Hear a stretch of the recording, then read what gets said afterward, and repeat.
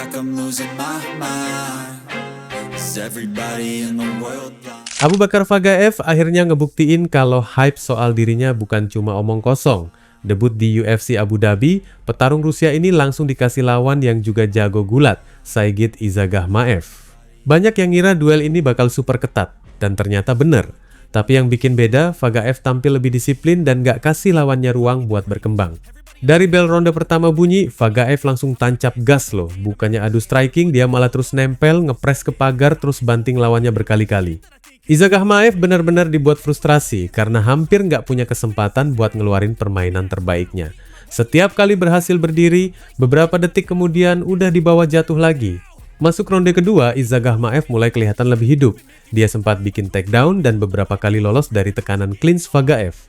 Tapi masalahnya, setiap ada momentum, Fagaev langsung balas dengan pukulan ke badan, lutut, dan kontrol di pagar yang bikin poin terus mengalir ke kubunya. Nah, ronde ketiga ini yang bikin jantung penonton deg-degan. Izagahmaev sadar kalau dia lagi tertinggal, jadi langsung all out. Bahkan dia sempat mendaratkan pukulan keras yang bikin Fagaev goyah dan berhasil mengambil posisi dominan di atas matras. Untung buat Fagaev, dia tetap tenang, bertahan sampai bel terakhir berbunyi dan gak kasih kesempatan lawannya menyelesaikan pertarungan. Akhirnya, ketiga juri kompak kasih skor 29-28 buat Abu Bakar Fagaev. Debut UFC langsung menang. Rekor kemenangan beruntunnya sekarang jadi 4 laga, sekaligus mengakhiri penantian 17 bulan tanpa bertanding dengan hasil yang manis. Sementara itu, nasib Saigit Izagahmaev makin berat karena sekarang rekor UFC-nya jadi 0-2. Kalau nggak segera bangkit, masa depannya di UFC jelas mulai dipertanyakan. I feel like I'm losing my mind. Is everybody in the Kalau ada yang masih ragu sama kualitas Rizvan Kunif, habis UFC Abu Dhabi ini sepertinya udah nggak ada alasan lagi. Debutnya di kelas berat langsung nunjukin kalau petarung Rusia ini bukan cuma modal badan gede, tapi juga punya tekanan yang bikin lawan nggak sempat bernapas. Dari ronde pertama aja, Kunif langsung jalan maju tanpa rem. Tyrell Fortune dipaksa mundur terus ke pagar sambil dihujani kombinasi pukulan keras. Bahkan satu hook kanan Kunif sukses ngebuka luka di dekat mata Fortune. Memang petarung Amerika itu sempat beberapa kali membalas dengan pukulan keras, tapi jujur aja, damage yang dia kasih nggak sebanding sama tekanan yang diterimanya. Masuk ronde kedua, pertarungannya makin berat sebelah. Kunif benar-benar lagi panas. Lutut, uppercut, siku, sampai pukulan ke badan semuanya masuk dengan bersih. Fortune kelihatan cuma berusaha bertahan sambil sesekali ngasih perlawanan supaya Kunif tetap waspada. Meski begitu, wajah dan badan Fortune mulai kelihatan rusak dihajar serangan tanpa henti. Di akhir ronde, dua petarung berbobot 265 pon itu sama-sama ngos-ngosan, tapi yang paling menderita jelas Fortune. Yang bikin makin dramatis, waktu balik ke sudut, Fortune bilang ke timnya kalau dia merasa tulang rusuknya mungkin patah. Bukannya nyerah, timnya malah nyuruh dia keluar sekali lagi dan kasih semua yang dia punya di 5 menit terakhir. Mentalnya memang patut diacungi jempol. Awal ronde ketiga, Fortune sempat bikin harapan dengan beberapa serangan bagus, tapi momen itu cuma bertahan sebentar. Kunif langsung ngambil alih lagi, menghujani tubuh, kepala, dan kaki lawannya dengan kombinasi brutal. Sampai akhirnya satu rangkaian serangan bikin Fortune ambruk. Saat Fortune cuma bisa bertahan tanpa mampu membalas, wasit akhirnya turun tangan menghentikan pertarungan. Rizvan Kuniev pun resmi menang TKO dan mengirim pesan keras ke seluruh divisi kelas berat UFC. Debut seperti ini jelas bikin namanya langsung masuk radar loh. Kalau performanya terus kayak gini, bukan nggak mungkin petarung Rusia ini bakal jadi ancaman serius buat para penghuni papan atas divisi heavyweight. I feel like I'm losing my mind. Is everybody in the world blind? Satu lagi calon monster baru resmi lahir di divisi lightweight UFC. Magomed Zainukov akhirnya menjalani debut yang udah lama ditunggu-tunggu dan hasilnya nggak bikin kecewa dong. Petarung Dagestan yang dijuluki Wild Chanko ini tampil dingin, rapi, dan benar-benar nunjukin kenapa banyak orang yakin dia bakal jadi ancaman besar di kelas ringan. Lawan yang dihadapi juga bukan petarung sembarangan loh. Damian Repecki datang ke UFC dengan rekor sempurna dan percaya diri tinggi. Tapi begitu pertarungan dimulai, kelihatan banget kalau level Zainukov memang beda. Memang di ronde pertama sempat ada insiden tusukan mata yang bikin laga berhenti beberapa saat. Tapi setelah lanjut, Zainukov langsung balik gaspol, tendangan tajam, lutut keras, sampai kombinasi pukulan bersih terus mendarat. Bahkan setiap kali Repecki mencoba membawa pertarungan ke bawah lewat gulatnya, Zainukov selalu punya jawaban. Masuk ronde kedua, dominasi Zainukov makin gila. Dia berkali-kali menggagalkan clinch lawannya. Dan di ronde terakhir ini sebenarnya Rebecki masih berusaha bangkit. Mentalnya patut diapresiasi karena tetap maju walaupun udah banyak menerima pukulan. Tapi masalahnya, dia nggak pernah benar-benar bisa masuk ke jarak ideal. Setiap kali mencoba mendekat, Zainukov langsung menyambutnya dengan front kick, siku, atau counter yang telak. Permainan cerdasnya bikin Rebecki seperti kehabisan ide sampai bel terakhir berbunyi. Hasil akhirnya nggak bikin kaget kok. Ketiga juri kompak memberi skor 32-7 untuk Magomed Zainukov. Rekornya sekarang naik jadi 9-0 dan debut UFC yang ditunggu-tunggu itu berakhir dengan pernyataan keras bahwa dirinya memang layak diperhitungkan.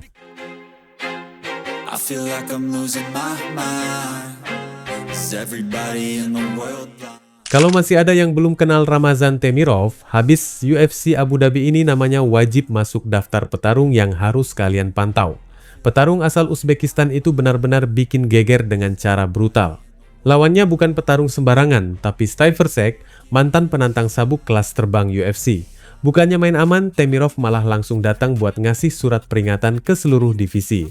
Bel ronde pertama baru bunyi, Temirov langsung tancap gas. Pukulan kanan pertamanya langsung bikin Ersek goyah dan nyaris tumbang. Dari situ kelihatan banget kalau power Temirov beda kelas. Ersek sempat mencoba menyelamatkan keadaan dengan melakukan takedown dan mengulur tempo, tapi strategi itu nggak berhasil. Semakin mendekati akhir ronde, tekanan Temirov makin menggila. Ersek benar-benar dipaksa bertahan hidup. 2 kali dia dijatuhkan dalam waktu yang berdekatan, dan saat mencoba mundur ke arah pagar, petaka akhirnya datang. Satu pukulan kanan telak kembali mendarat bersih. Ersek langsung roboh tak berdaya dan wasit tanpa ragu menghentikan pertandingan di menit keempat ronde pertama. Kemenangan ini nggak semata menang KO loh. Ini adalah pernyataan keras kalau Ramazan Temirov siap mengacak-acak divisi flyweight. KO atas mantan penantang gelar jelas bukan pencapaian yang bisa dianggap remeh. Ini juga menjadi kemenangan KO ronde pertama ke-11 dalam karir profesionalnya. Rekornya kini meningkat menjadi 3-0 di UFC dari 12 kemenangan beruntun MMA-nya, sebuah angka yang bikin para petarung papan atas mulai harus meliriknya. Yang menarik nih, Temirov sempat absen selama 17 bulan karena menjalani skorsing akibat kasus penggunaan PED. Banyak yang penasaran apakah dia masih bisa tampil ganas setelah kembali. Jawabannya, bukan cuma masih ganas, tapi mungkin lebih berbahaya dari sebelumnya. I feel like I'm losing my mind. Is everybody in the world blind? Magomed Ankalaev akhirnya balik ke jalur kemenangan, tapi jalannya ternyata nggak semulus yang dibayangkan banyak orang loh. Di UFC Abu Dhabi, mantan juara kelas berat ringan itu harus menghadapi lawan pengganti mendadak Bogdan Guskov setelah Khalil Rountree Jr. batal tampil karena cedera. Banyak yang mengira Ankalaev bakal menang cepat, tapi kenyataannya Guskov justru bikin pertarungan ini berjalan alot. Ronde pertama benar-benar seperti pertandingan catur. Dua-duanya sama-sama hati-hati, saling baca gerakan, dan cuma sesekali bertukar pukulan keras.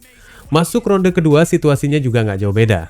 Ankalaev memang lebih banyak mengontrol tempo, tapi serangannya belum cukup untuk bikin Guskov goyah. Nah, mulai ronde ketiga, suasananya berubah.